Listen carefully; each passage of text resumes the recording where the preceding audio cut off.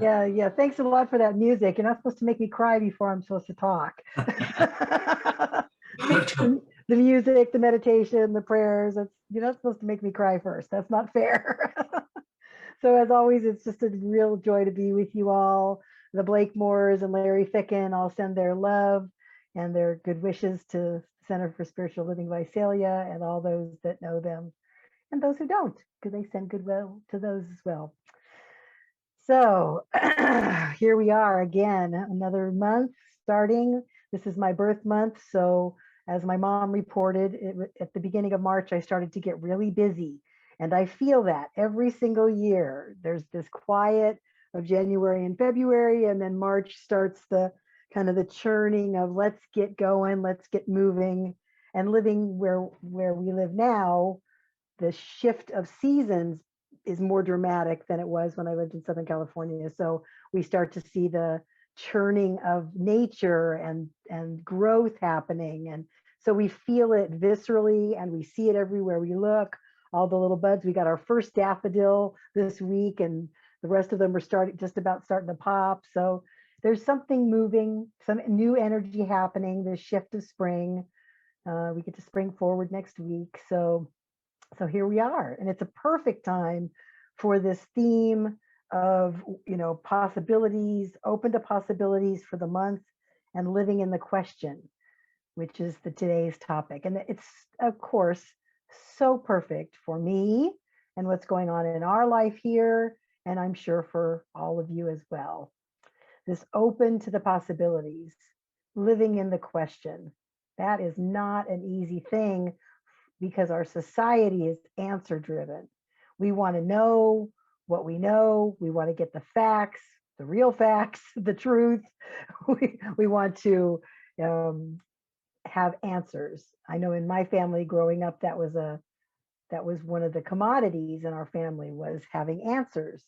And so when we don't have an answer and we're just living in the question over and over and over again, sometimes that can feel, like, what's the point of this? And yet we're going to get to the whole point of living in the question in this talk, hopefully. So there's this idea that has been created or unfolded mostly through Reverend Michael Beckwith of visioning.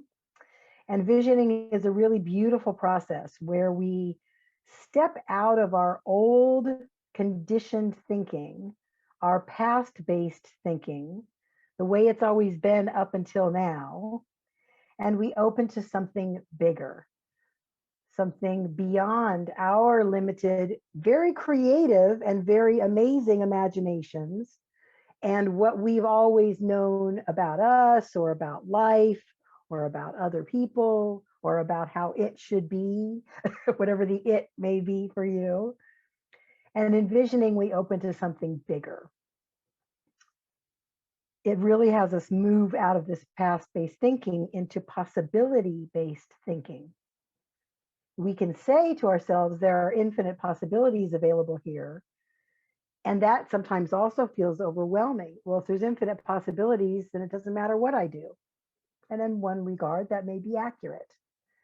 It doesn't really matter what we do in this life. The fact that we are, the fact that we be, the fact that we exist means that we are automatically enough and that we automatically belong to life because we are. I say often, I think it's starting to become a catchphrase, but I need to get it shorter. My catchphrase is, the universe took the energy to make planets and universes and trees and animals and rocks. It coalesced atoms into these material forms, creating this energy force that we call stuff. And it did the same exact thing for each of us. Didn't have to coalesce the atoms in the shape of an Asha or the shape of a Bobby or the shape of a Scott. And it chose to do that. And we don't always know why. Why am I here? What's my purpose? Blah, blah, blah. The fact that we exist means that we're valuable, necessary, and that we automatically belong to life. So we can kind of get that part out of the way. Am I enough? Of course, because you exist.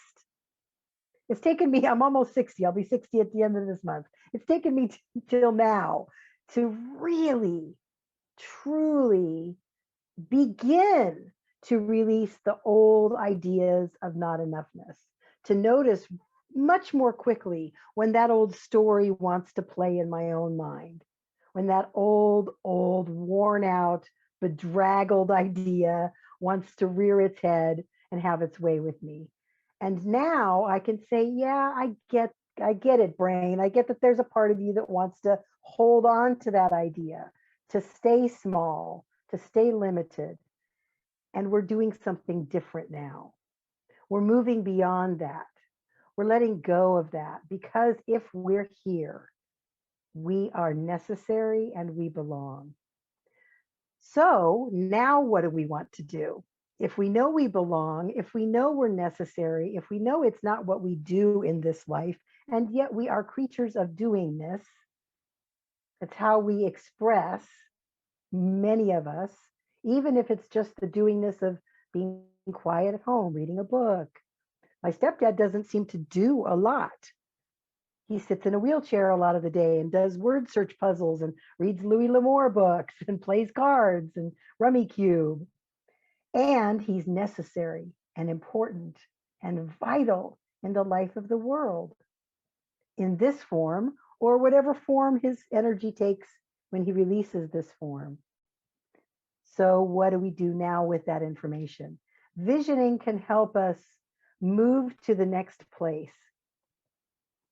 I've been interestingly challenged with visioning recently because I have a controversial idea I'm going to throw into the room. I'm going to throw a bomb into the room. Are you ready? Are you braced? Okay, good. So the controversial idea that I heard a while ago, and it's been working in me differently now, is that spirit doesn't care what we do. Spirit doesn't care how we express or what we do in this world. Spirit already loves us, accepts us, because as I said, we're here, we automatically belong, we're automatically enough. Spirit doesn't care. We care. What we do matters to us and impacts the world around us and changes the field of consciousness of humankind and maybe more expanded ideas of life. Our shift in consciousness changes the wholeness of consciousness. So as we continue to grow, evolve, and express, consciousness continues to grow, evolve, and express. So in that regard, spirit might care because it's expanding more as we expand more, but ultimately you already are good and you already have done enough. So one of the questions in the visioning guidelines is this idea that we have to do more in order to be okay. That where we are right in this minute, even stuck in a question or stuck in confusion or stuck in not doing anything, is not okay. That where we are needs to have more added to it. Again, it doesn't. And we as humans like to move forward. We like to evolve. We like to grow. We like to feel that we make a difference in this world. We like to express in our own unique and particular ways, to give our gifts that are specific to us. That's also the way spirit expresses, is uniquely as each of us in our own particularities and our own foibles, in our own expressive ways. So take a breath on that. If we go into visioning with the idea that we need to add something else to our life in order to be okay, I think that's a mistake. Well, not a mistake. There are no mistakes. There's research and development. So as we begin to research and develop further, we may discover that visioning is a process that helps us get out of our past-based thinking and into possibility-based thinking by this imaginary vehicle of asking the question, what is spirit's highest intention or expression for my life? Again, spirit doesn't really care. And the question may help us move our own expressiveness, get our ego out of the way, get the way it's always been thoughts out of the way, and step into something different. I'm in the very beginning stages of reading a beautiful book by a woman named Priya Parker, and the book is called The Art of Gathering. And she's been doing a lot of research in conflict resolution and why we gather as human beings, whether it's a birthday party or a wedding or a spiritual center or any other gathering at all, even if it's just a few friends over for dinner. And I'm really loving what I'm getting in this book. I'm probably going to do a book study about it starting in April because it's really powerful work. And for me, instead of what's Spirit's highest idea for my life, the first question now becomes, what is the purpose behind what I want to do, or behind what I'm doing, or behind what I might be being inspired to do? What is my purpose? And that's a big question. A lot of us like, I don't know my purpose in life. I don't have my purpose. And that's where we get to move into the next phase of this, which is living in the question. What is the purpose behind what I'm doing? And we just see what the answer pops up as. Maybe it's a kind of a surface answer at first. What is the purpose behind what I'm doing when I'm helping to put my beautiful stepdad, Richard, to bed? What is the purpose behind that? Oh, I'm helping to get him ready for bed. That's the surface level answer. What is the purpose behind what I'm doing when I'm putting Richard to bed? Oh, I'm giving love. What is the purpose behind what I'm doing when I'm putting Richard to bed? Oh, I'm receiving love. What is the purpose behind what I'm doing when I'm putting Richard to bed? We go deeper and deeper and deeper. And then we discover the purpose behind what it is that we seem to be doing. I'm putting that in quotes. Our doingness often feels very purposeless, especially in these times where so many of us are isolated at home. I don't feel like I'm doing very much. What is the purpose behind this jigsaw puzzle I'm doing? What is the purpose behind cleaning this shelf one more time? What is the purpose behind all of this? If we continue to live in the question and be curious about what shows up, the first answers are probably going to be the obvious answers, the surface answers, well, this is how I serve in the world. Can we continue to drill down, going deeper, asking ourselves at the deepest core level, what is the purpose behind what I'm doing here? In the book, The Art of Gathering, she says we do so many things backwards. We start with form and then we think about what it is that we're doing. And she suggests that we do it the other way. We think about purpose first, and then we move into form. Then the form will reveal itself. The what I will do with this purpose can make itself known. She talks about having a baby shower when she was pregnant, and her husband really wanted to attend. And she said, no, it's for ladies. She had this old idea of baby showers. And she said, if I was going to do it now, I would do it completely differently. Because the original purpose for baby showers was to help a young mother. Most of the time, people got married young, and the couple maybe didn't have a lot of stuff. And at that time, when baby showers first became sort of a thing, then the mom was responsible for taking care of the baby and staying home and all of that stuff. So it was for the young mother to make sure she had what she needed and support of her women community in this next phase of her life. That was a great purpose for that time. Well, now, and Priya Parker said, my husband and I had a deep commitment to co-parenting.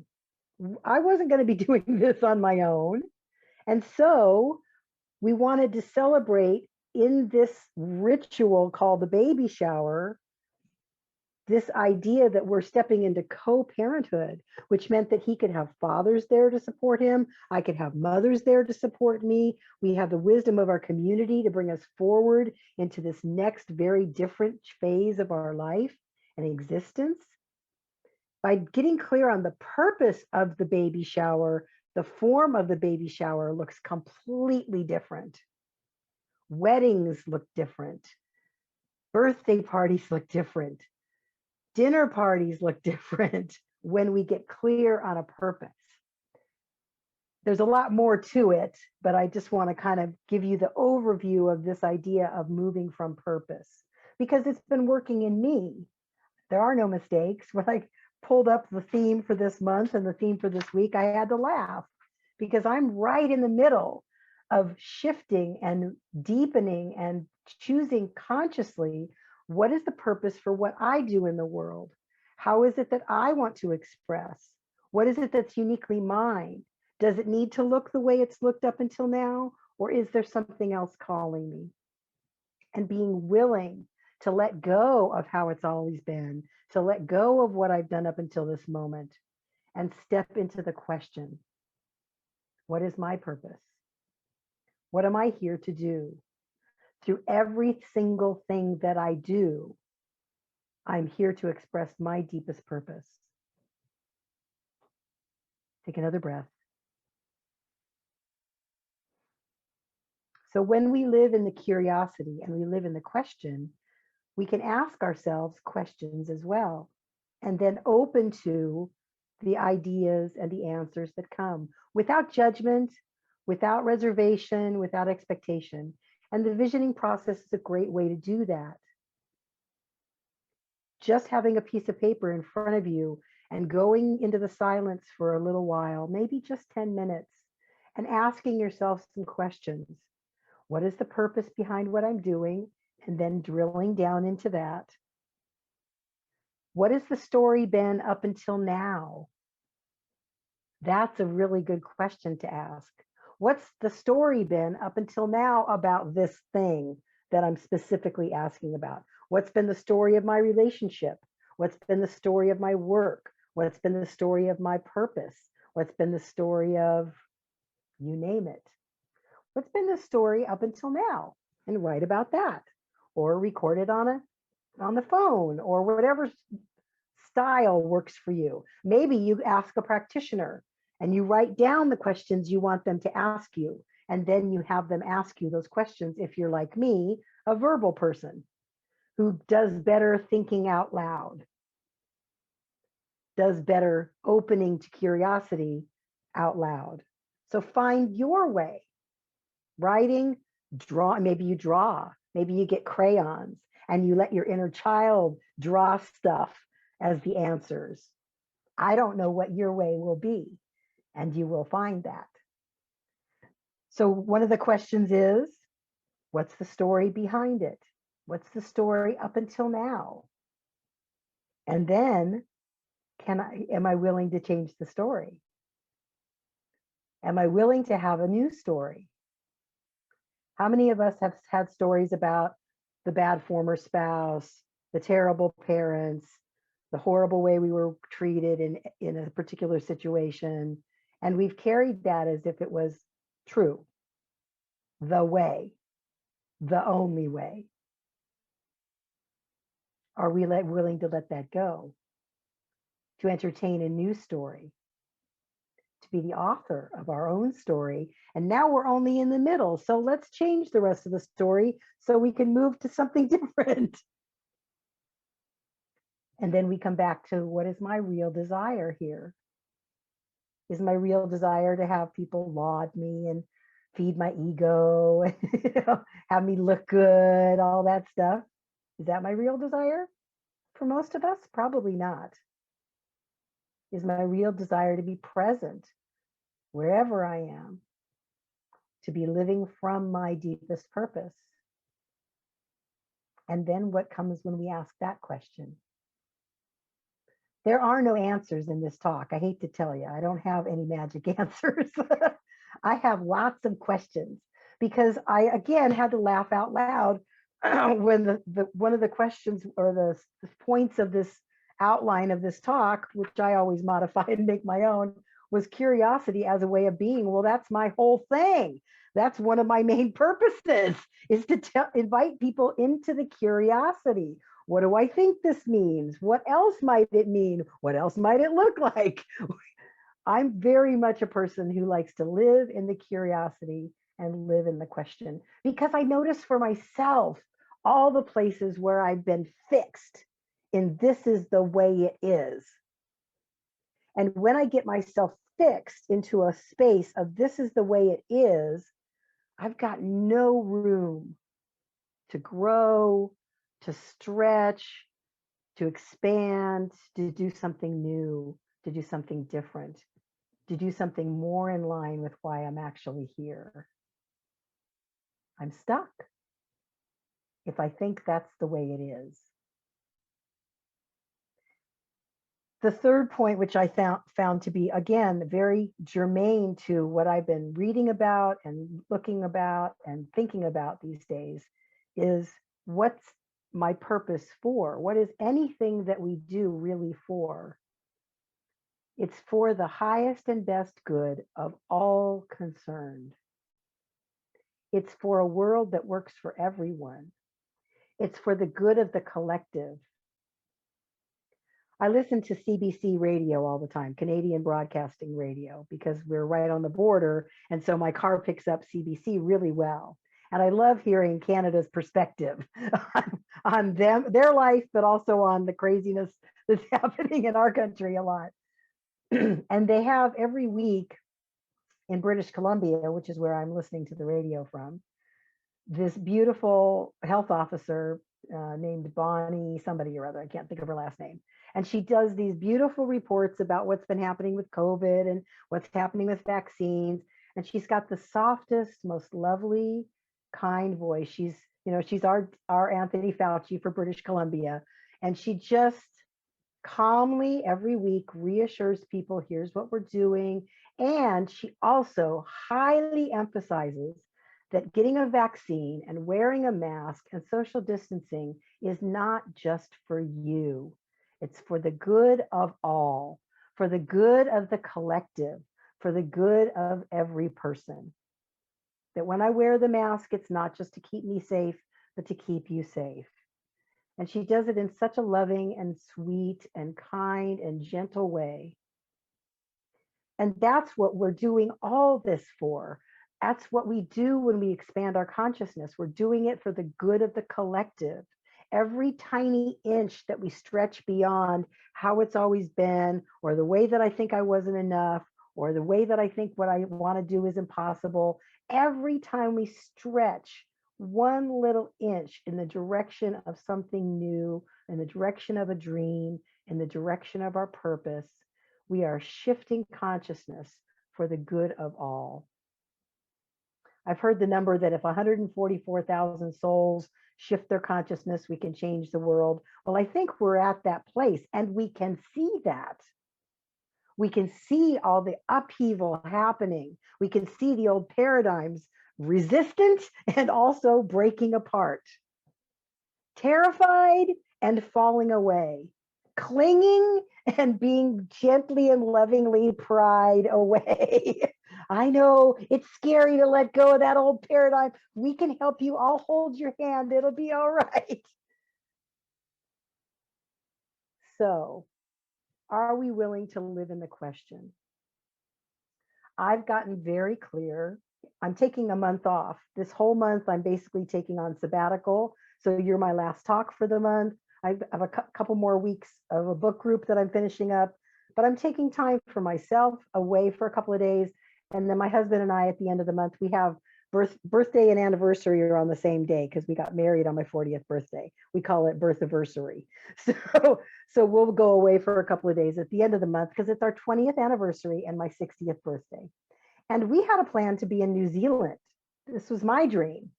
I've been wanting to go to New Zealand forever. I don't know why, but it calls me. We were supposed to go on my 50th birthday. That didn't happen. We were, okay, we're going on my 60th, 20th anniversary. That's a cool, nope, we're not going to New Zealand right now.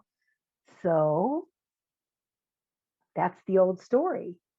I could be living in, well, I guess I'm not going. My birthday's going to be miserable, blah, blah, blah. Or what else can we do? I'm seriously considering putting together a video, little mini movie of videos of places in New Zealand. And we'll take a couple of days off together, and every day we'll go somewhere new. And we'll look at a whole video on the big screen TV, like we're traveling in a van somewhere, looking at places in New Zealand and inspiring us for the someday trip. Because that's what we can do now. So I've been taking lots of steps back. We've been running our spiritual center now for 5 years. And there's a shift happening. There's something new wanting to express as our center, as me, as us, as our collective, as our community. So I'm stepping back into my purpose, and I'm inviting members of my community to do the same, because I'm calling our community forward into not less receiving, but not as much receiving without an equal amount of giving in energy, time, talent. I'm nudging my congregants forward into, you've got gifts to give in the world, whether you give it through us or somewhere, you've got gifts to give. Let's continue to explore what those might be and how you can have the flow of your life be giving, receiving, all within your particular purpose.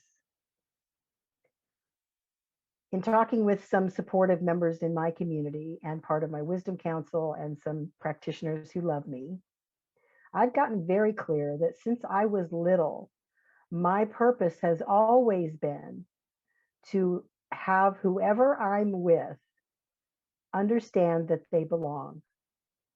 Every time I say this, I start to get choked up. So you know it's a true thing when you can feel it. That ever since I was little, I was never told I don't belong. Some people were, I was never told that. And yet I did not feel as if I belonged. I was always trying a little extra hard, a little bit more to fit in, to feel like I belonged, to have that sense. And what I recognize is that that's my purpose. That's who I am in the world. That's what I do. I don't say this in a way to stroke my ego or to be braggadocious. I love that word. People report to me that in my presence, they feel they belong as they are. Not that they need to be different or squeeze themselves into some shape or change their behavior. I don't allow people to hurt me. I want to be clear about that. That kind of behavior doesn't work. However, people can come in with their upset, their foibles, their crazy, their whatever they have, and somehow feel they belong in my presence. I don't know why that is. I just know that it is. I can only report. And when I dive deep and ask what my purpose is, that's it. To have people know when they look in my eyes that they belong here. So everything I do now, just in the last few weeks, I take 3 breaths and I step back and I say, is this living my purpose? Am I aware of how what I'm doing in this moment is supporting or not supporting my purpose? Because not only do I have the purpose of letting others know that they belong, I also have the purpose of reminding myself that I belong as I am in this moment, not in some future time when I've done X, Y, Z, right now. Right now with a back that's yelling at me because I tweaked it yesterday. Right now with my shaky hand. Right now with my gray hair. Right now, the way I am, I belong because I'm here. Take a deep breath.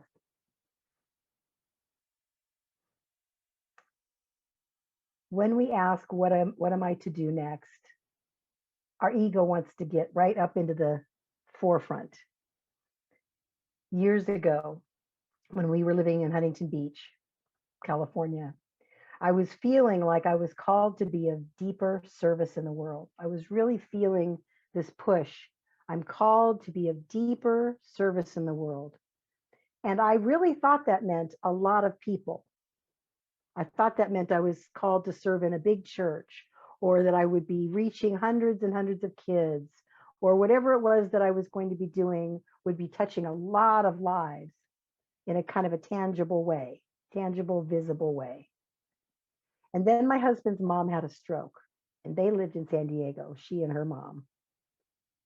And after moving there, listening to the inner call of spirit, of my own wisdom, of my own particularities, I said to my husband, I think we're supposed to move to San Diego, and I'm supposed to take care of your mom and grandma.